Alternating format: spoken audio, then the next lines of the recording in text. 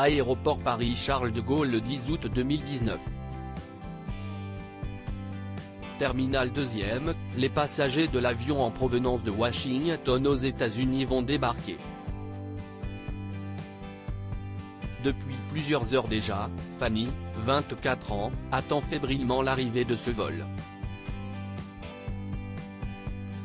À bord, Giulietta, une petite fille de 4 ans et demi, vient retrouver sa maman qui a bataillé des années pour la retrouver à la suite d'un enlèvement parental.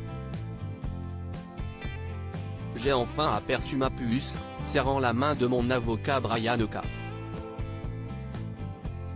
Perlstein qui, en compagnie de son épouse, a fait le trajet jusqu'à Paris pour me ramener ma fille.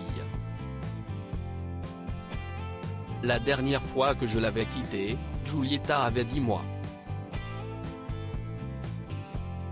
J'ai enlacé ma fillette de 4 ans et demi contre moi.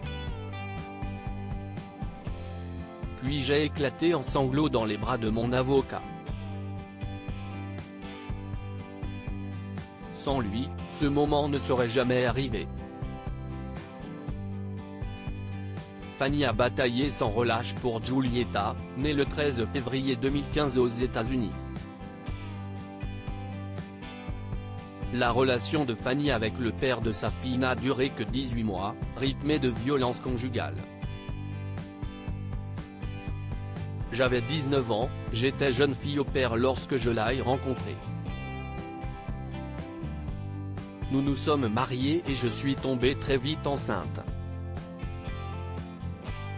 Le père de ma fille s'est révélé alcoolique et violent.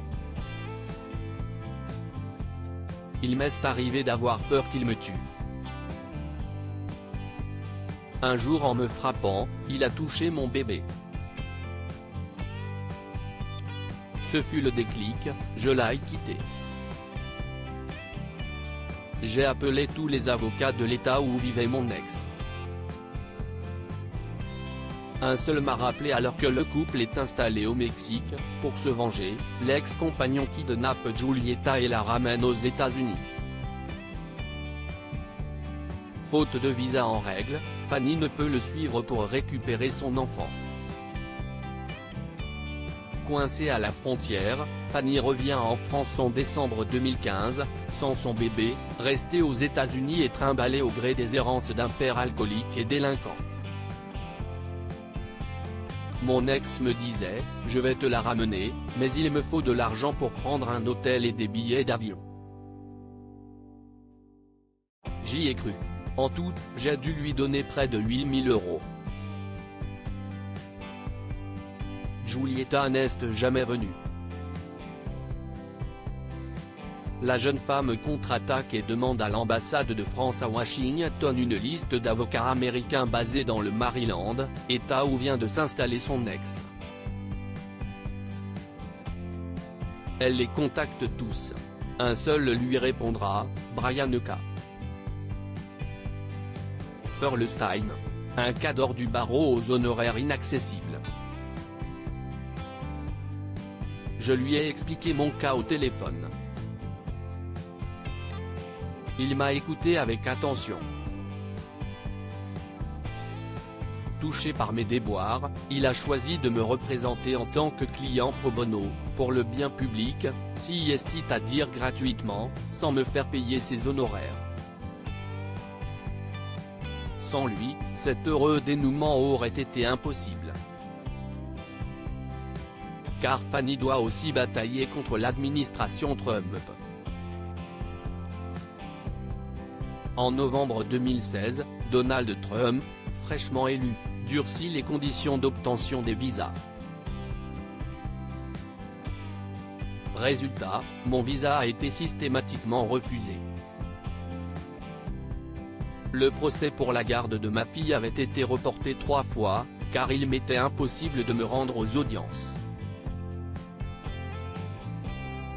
Lorsque le père de la fillette est accusé de violence conjugale, Fanny obtient enfin la garde exclusive au printemps dernier, la nouvelle compagne de son ex dénonce des violences conjugales. Alors qu'il est incarcéré, les services sociaux américains décident de placer ma fille dans une famille d'accueil. Face à l'urgence de la situation, mon avocat obtient que je puisse être entendu par téléphone devant la cour qui doit statuer sur la garde.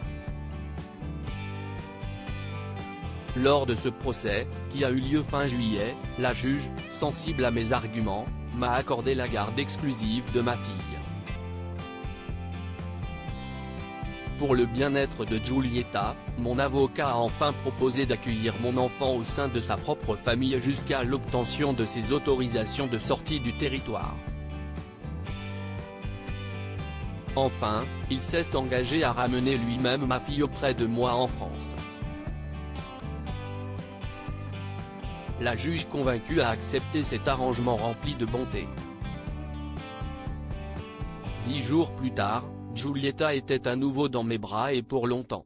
À propos de l'auteur Christelle Gaboris, derniers articles ce Gérard, de peur de passer pour un attardé, j'ai caché que j'étais illettré. La maîtresse du capitaine du Costa Concordia balance, avoue que tu voulais abandonner le navire. La plume de ce van, grâce à Closer, nous allons pouvoir aider encore plus d'enfants hospitalisés.